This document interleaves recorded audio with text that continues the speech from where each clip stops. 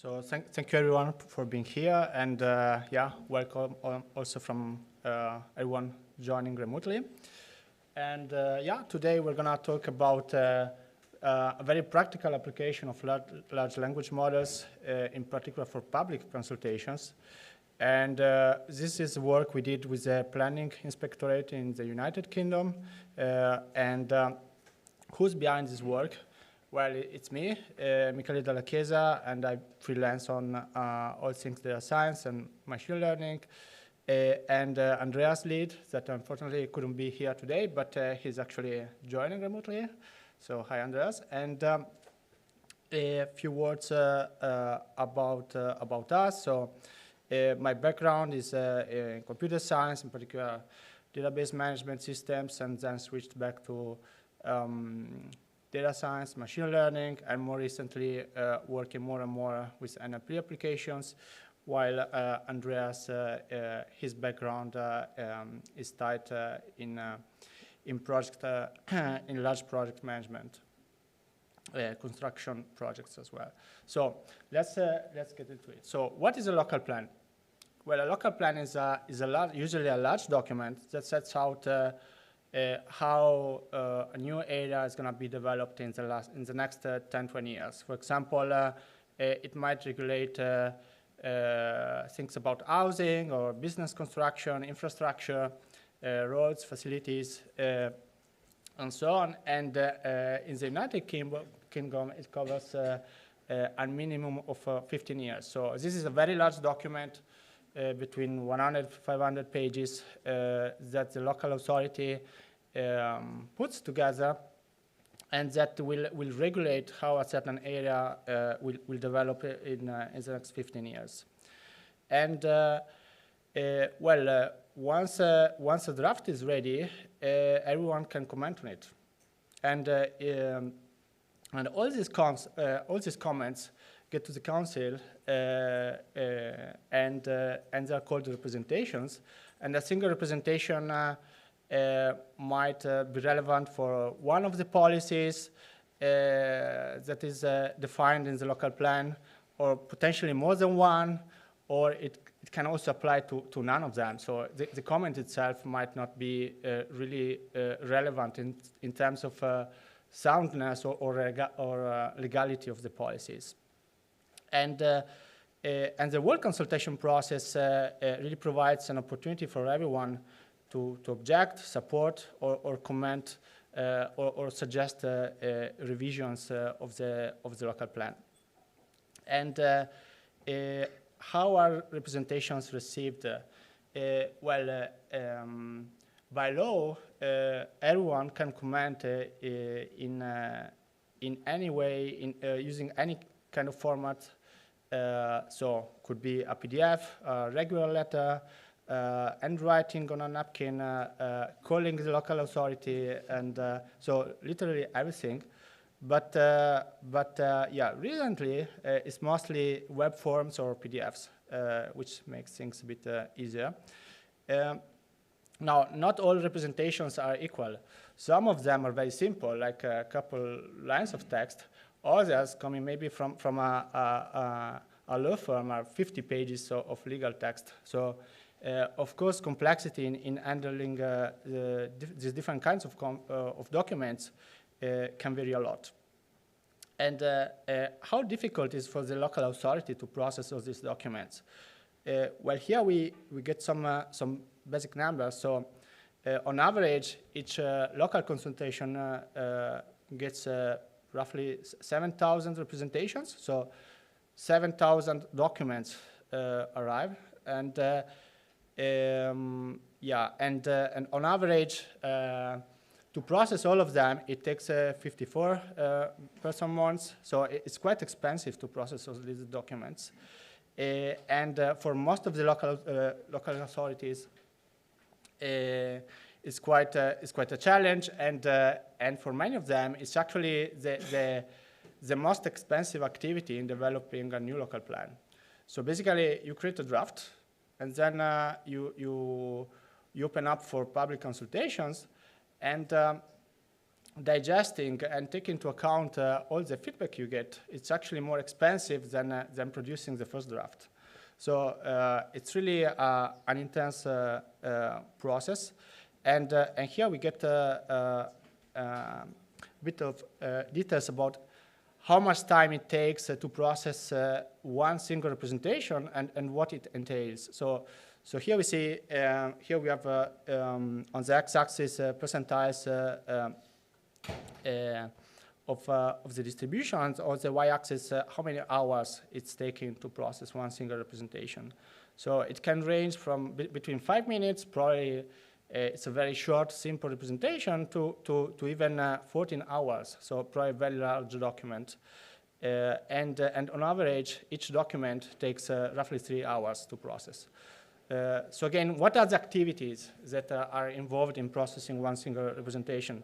Well, first of all, you need to read through to understand what it is about, and understand if it applies to one policy, to more than one policy or none. So each document, you have to break it down, understand each paragraph, if it is relevant for which policy, and then you search through all the representations. You create summaries of the representations around each policy, and these summaries are then addressed and also shared with inspectors.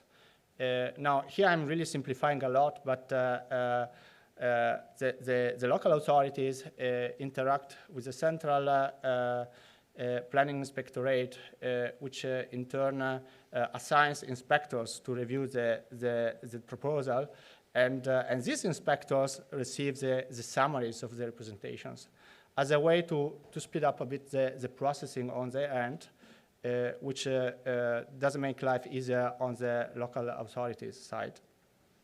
So as you can see, there's lots of interactions and taking into account actually all these documents. And here we see a bit how things, what is the workflow we are trying to improve. So what is the process? So plan makers go through this process when they run a new consultation.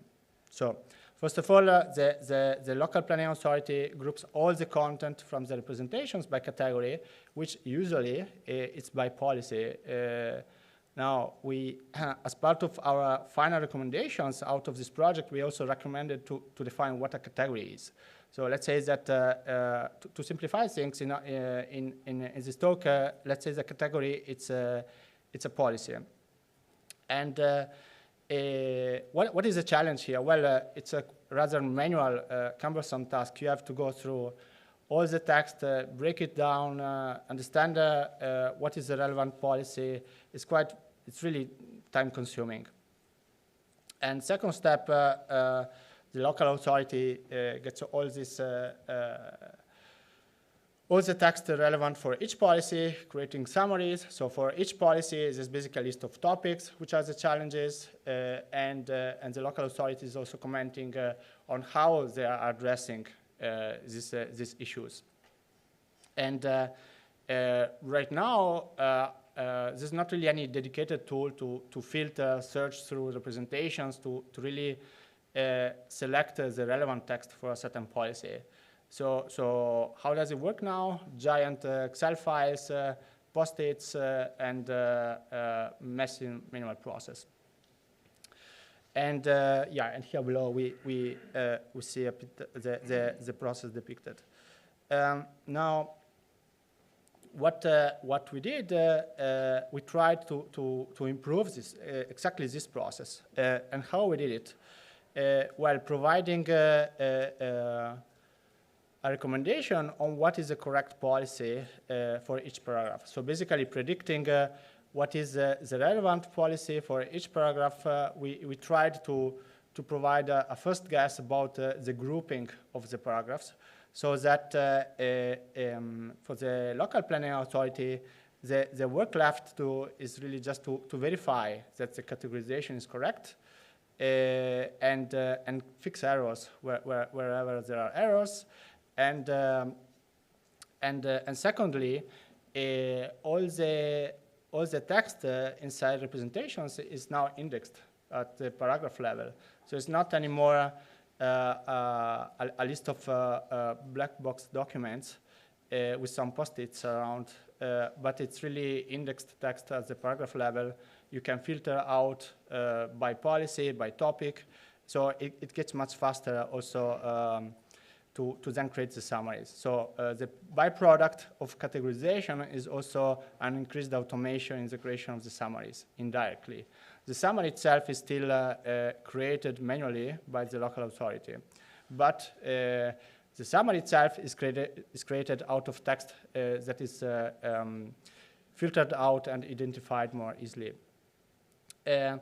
Now, how is the entire workflow working? So first of all, the process starts with predictions for some paragraphs for which we, for example, identified the name of the policy, for example.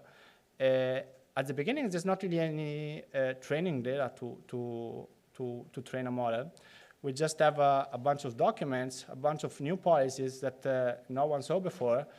So there's not really any training data. And the best we can do is to search for keywords and variations of these keywords, looking for names of policies, IDs of policies, and so on.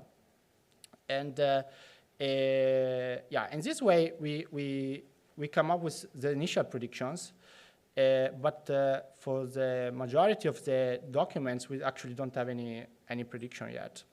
But we now have enough information to expose the local authorities to some of these representations. Second iteration, we now have some verified representations, verified documents with the correct categories, which we can actually use to train a model. So now we do have some training data. We do know which are the class labels we have to predict for.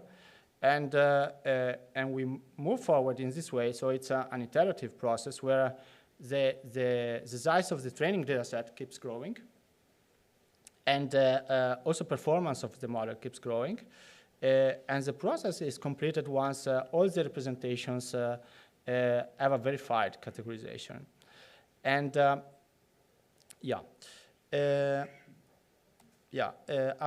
up to this point, we only saw representations, but actually each examination, each consultation that actually is about an examination library contains more than a single document. So we do have this very large PDF document with no standardized format. Every council in the United Kingdom can decide on their own format and structure of this document. There are just some loose recommendations on how to structure it, but I would say not enough to process it easily. We also have a list of policy names, policy IDs, list of representations. There are also many other documents, legal attachments, environmental evaluations, lots of maps and geospatial information, which we are currently not using. We really just use the local plan, the list of the policies, and the representations in the scope of this project. And again, here we have some examples of how representations might look like. So they might be quite long and specific. So you have toponyms. From these toponyms, it might get easier to understand what is the policy, if a policy is relevant or not. For example, there might be a policy about new settlements in a certain area. Now, toponyms, as you can imagine, are quite important to drive the classification process.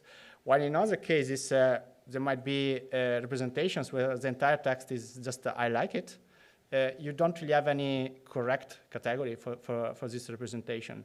So you shouldn't, this also means that out of your classification process, you shouldn't expect super high accuracy neither. As we see below, we have a little diagram describing the different steps. So representations are anonymized, which is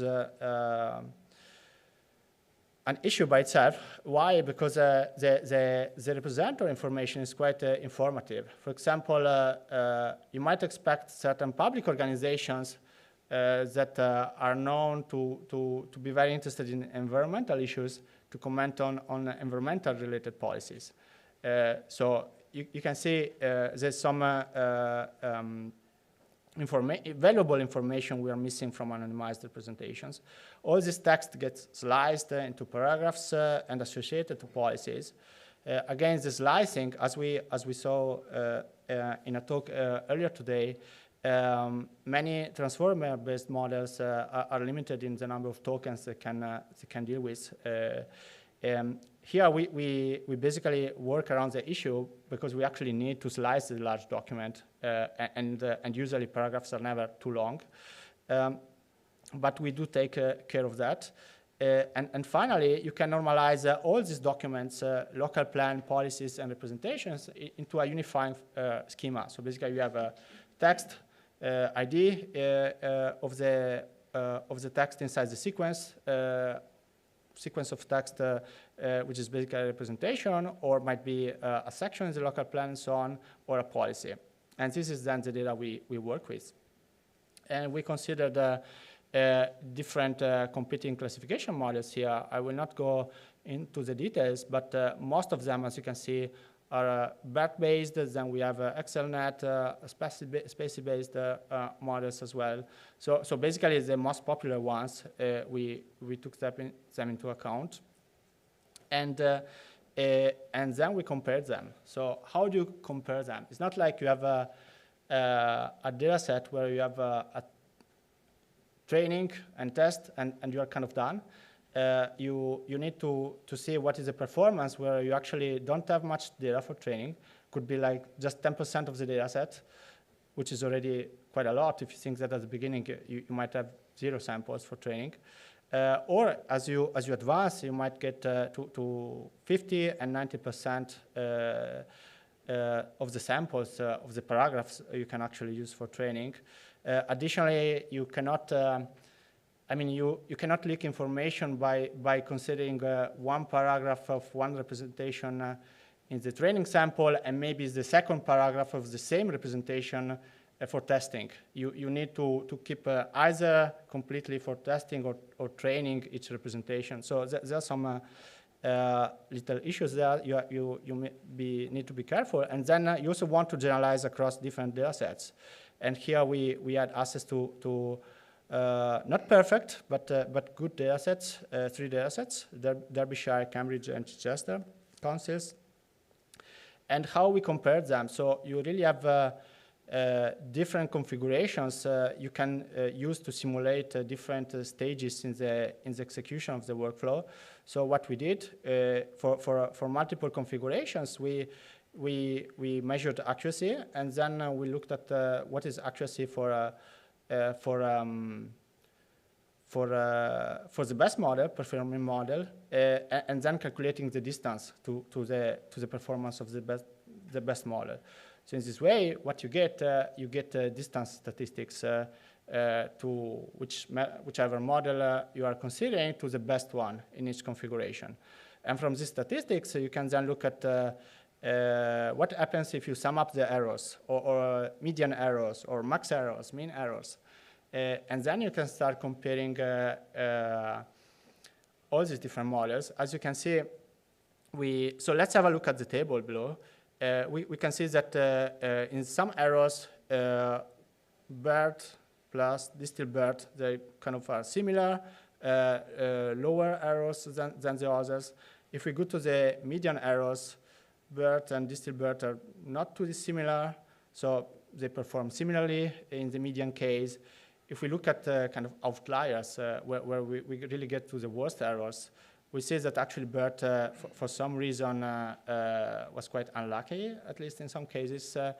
And again, for mean errors, we get quite similar results. But overall, we saw that distilled BERT performs pretty good across different statistics for the distance. Sorry, for the errors. And if we look here on the right, we see performance for how does it look like for one specific data set when we use 10%, 50%, or 90% of the data set for training. So as you can see, for most of the configurations, performance is not super great, but it's kind of similar. So the learning here is that it's actually more important to understand what is a good problem to work on, and then performance across different models. It might be different. You might then try to identify what is the best performing model, but that's kind of a secondary goal. So it's way more important to make sure that you're actually working on the correct problem. Let's go now back to the case where we have like a new consultation and there's no training data. So what do we do? So here we basically are in the cold start problem, which concerns the issue that the system never had access to any samples for training, no paragraphs yet with a known label, so there's nothing to learn from. Here we see an example of policy ID, which we can look up in the text if we are lucky.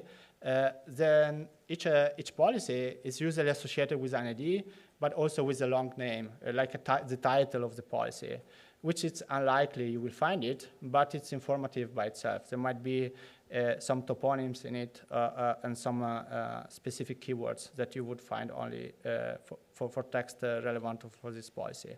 So with this very simple heuristics, you can actually classify between 10–24% of the representations. So from 0, you can consistently get at least 10% representations with some kind of prediction. Now, accuracy is not always 100%. It varies quite a lot also by if we look at different data sets. Why do we have errors here? Well, in many cases, there are ambiguities. Here we see an example below where we see that certain representation was mentioning an issue that was already captured or covered by other policies, S15 and S16 in this case. So what the heuristic found, we basically got these two policies as candidates, but none of them is actually the correct one. Policy AL6 was the correct one. So in these cases, if you don't really understand the logic of the text you are going through, you might end up in real mistakes. Let's now proceed. So what we saw so far, we do have we do have different models we can consider. We found best configuration. We have a strategy to start with some training samples and proceed in the iterative process. Can we improve performance somehow? Well, what we did, we tried to fine-tune the model. And actually, in our specific use case, we had access to lots of text with no labels, but the entire examination library is actually it actually contains millions of paragraphs of text you can learn from. So you have plenty of unlabeled text to use for fine-tuning your models. And secondly, you can fine-tune training also on text, not only from the examination library relevant for the consultation you are working on, but also from other ones. So no one stops you to learn also from other independent data sets. And we evaluated different strategies. We saw that if we look at the overall performance, it's actually good to just try to learn from as much text as possible. So if you have access to 3 or 10 more data sets, it's actually good to use all of them for fine-tuning. If we just focus on the best performing predictions, top 20% predictions, we saw the opposite. It's actually more convenient to fine-tune your model only from text which is within the examination library that is relevant for the representations you are working with.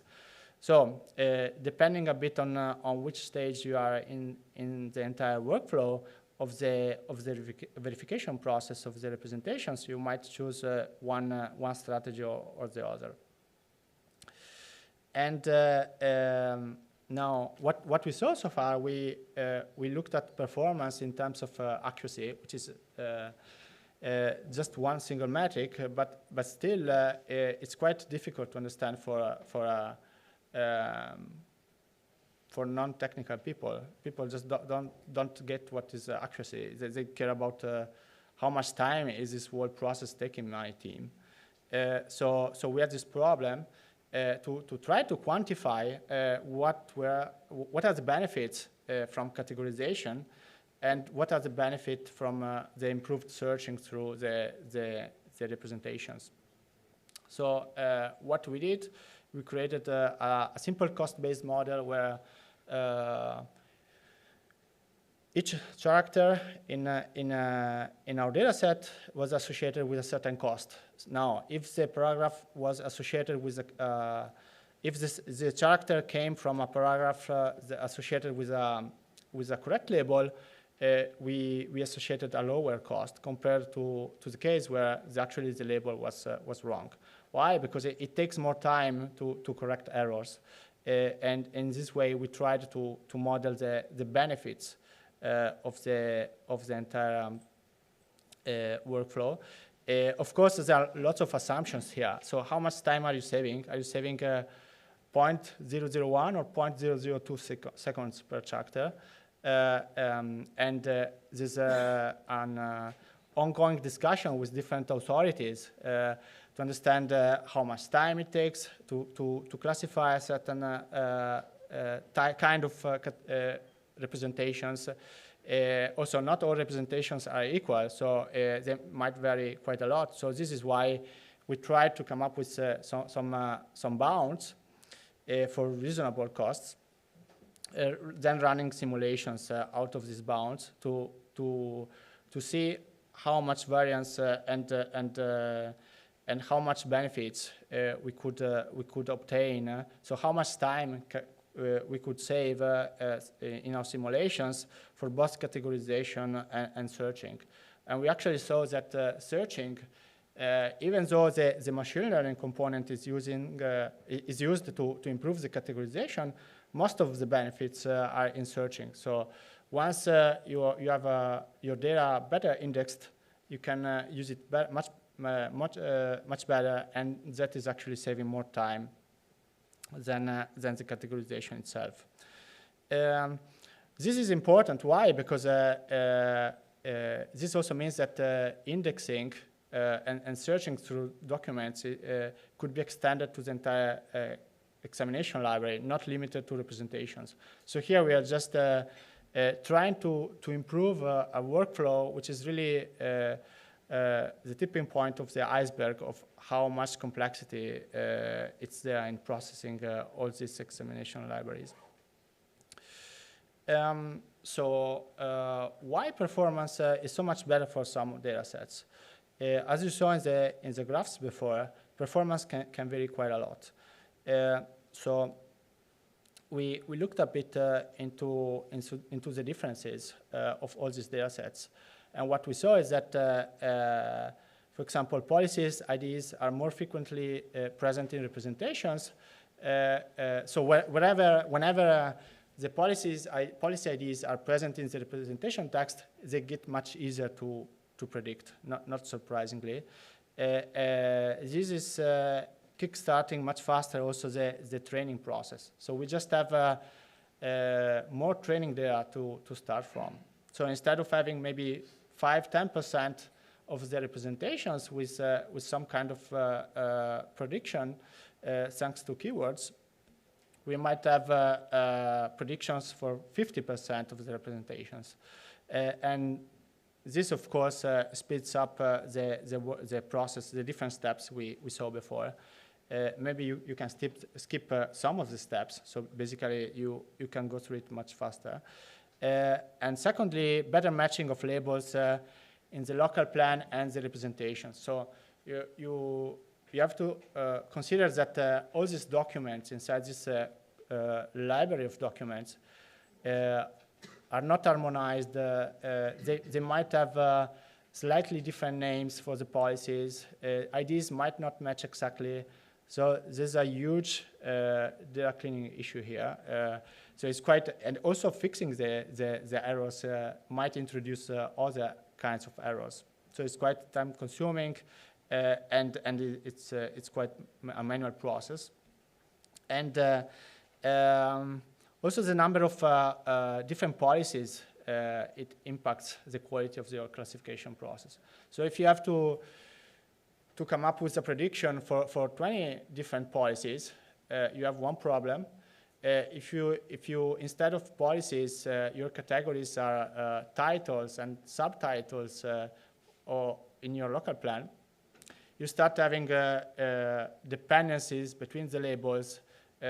Some labels might be more generic than other labels and so on, so they might overlap slightly as well. It gets much more confused, and you have potentially way more class labels to predict for. So it is different if you want to predict for 20 labels or 100 labels. So what if I will speed up a bit.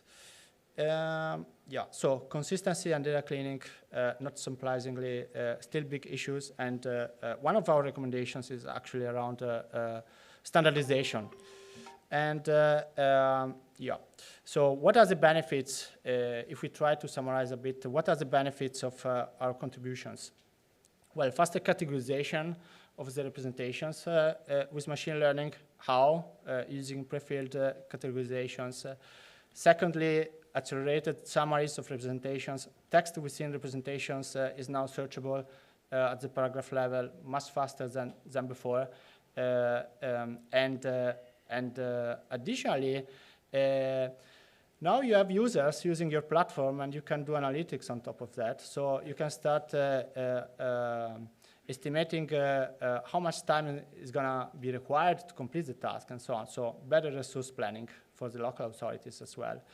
Here it's how our first prototype looked like with Voila. So very text-based, I would say, but fast. This was our first iteration, and this is the second iteration of our prototype. And actually here, I will also share later the link, but you can actually try a demo of it. This is the whole architecture we used to experiment and deliver the demo. So as you can see, it's quite data scientist can operate with a similar stack in the web application demo, plus doing experimentation in Collab locally.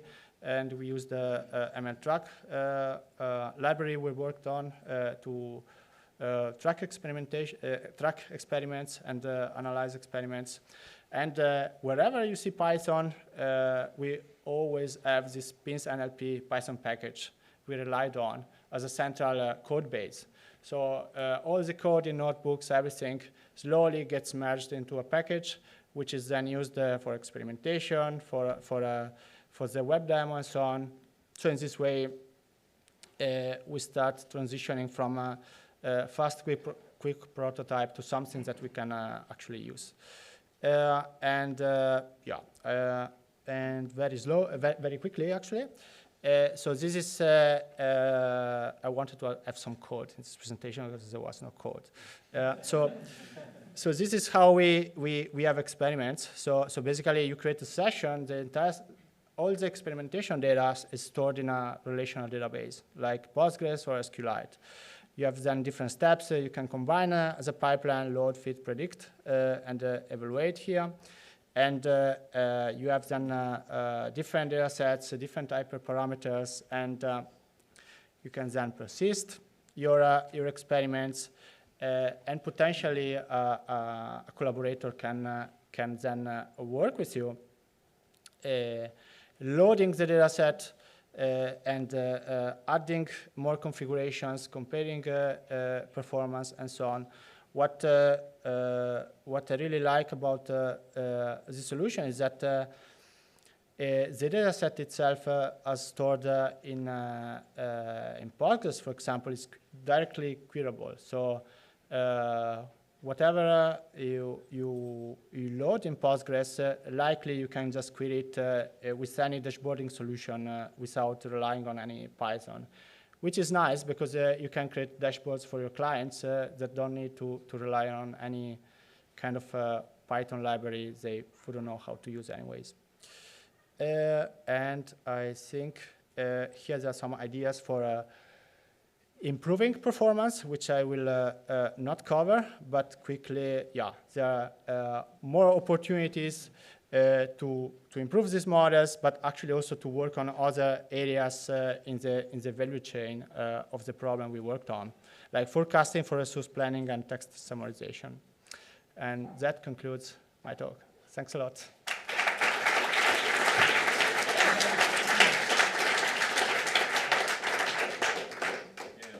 Thank you so much. That was the closest I've seen a very, very real-world kind of problem for hard NLP task. So we have some 3 questions here on Slido. I'll start with them, but I have other questions. What are the tolerated error rates for the categorization process? How in general people reached to imperfect predictions? Yeah, so that's a very important point. So it's very.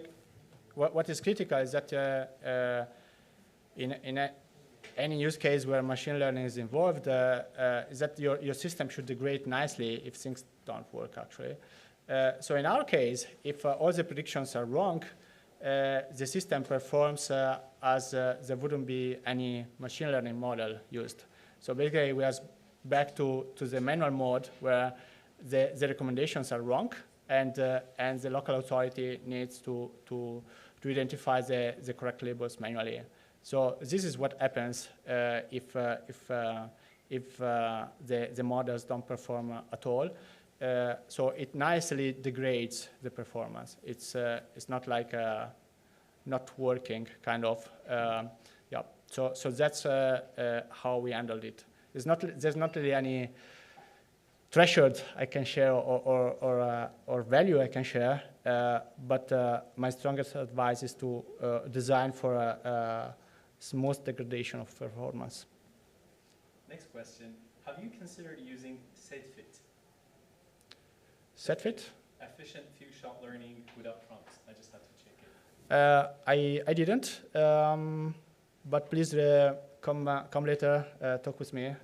Very happy to learn more about it. Thank you. All right, next one. Did you use a Python package or other service in the PDF processing? Yeah. What are your main challenge using it? Yeah. If I'm not wrong, PDF Miner is a Python package you can use for that. Yeah. That's what we used. All right, next one. Who is maintaining the model long term? Is there some in-house ML talent in the government to hand over and maintain the project? Yeah, so once the good and bad thing about this models is that once they are used once, they are thrown away. You're kind of done with the work. So you don't really need to maintain it in production forever, kind of. So it just needs to be working properly through the verification process, through the execution of the workflow. And right now, what you saw is not in production, but many councils are interested to have pilots with us on this. So hopefully this summer we're gonna use it. And yeah, I will be the lucky one dealing with training and quality.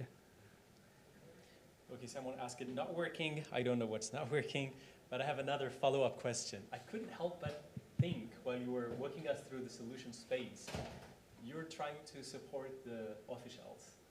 Can you maybe walk us through how you thought about supporting the users, the community? So for example, you said you have forms.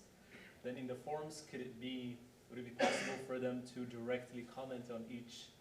Yeah, that's a very good question. So what we have been asked to do from the Planning Inspectorate is actually also to provide recommendations. How can we improve? What shall we do? And we really recommended to have standardization procedures in place and design the online consultation platform in such a way that you can comment directly very close to the policy so that you don't need to specify the policy. This means that the policy is associated programmatically. It's easier for the user, and then it's also easier on our side because there's no data quality issue. There's no issue there.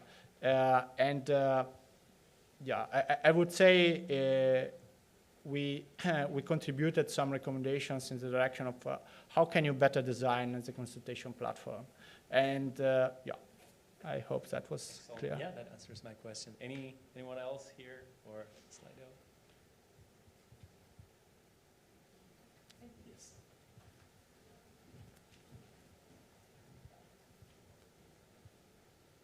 By the way, I say it's not working because in my phone it appears the other questions from the previous talk, but maybe it's just my problem. Oh, okay. Can you read?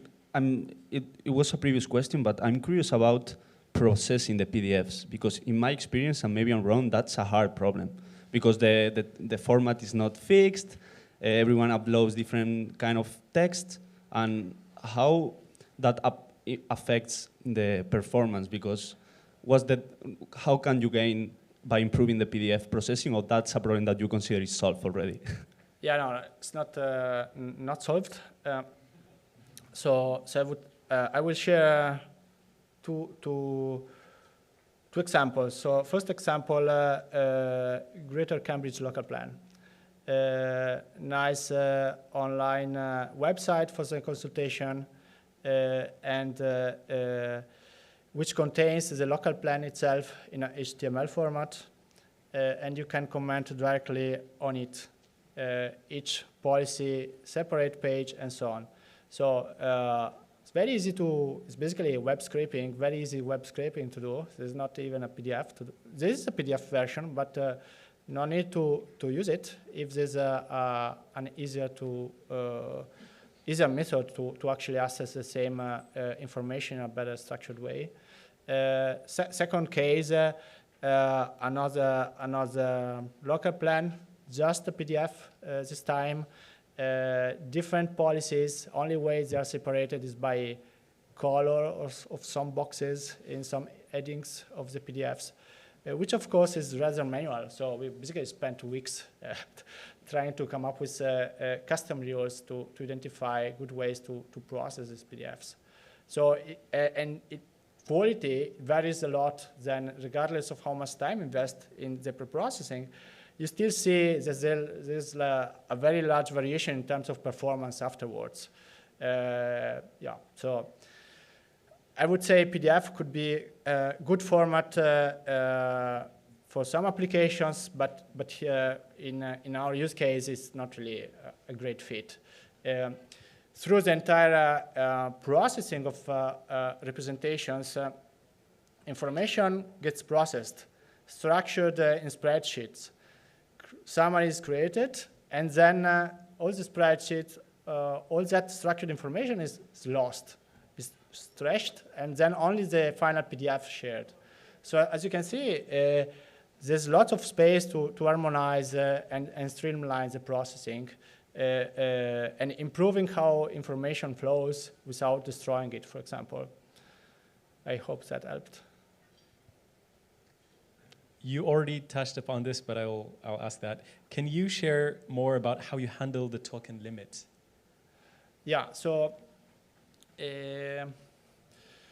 slicing of text. So let's say that you have, so one paragraph is usually not so long. So usually you don't need so many tokens to cover one paragraph. So what we did, we made sure, we decided on a threshold. So what is the maximum length of a paragraph? Now, depending on the representation, you might need to be more or less aggressive to get close to that threshold. In some cases, if you are very loose with your heuristics, entire very large documents might end up being just one paragraph. Other cases, you just break it down too much, like 10 words each paragraph, and that's it. So I would say we used lots of heuristics to come up with a reasonable amount of text within each paragraph, which was not overflowing the number of tokens. Thank you so much, and that's all we have. And please give him a round of applause. Thank you, everyone.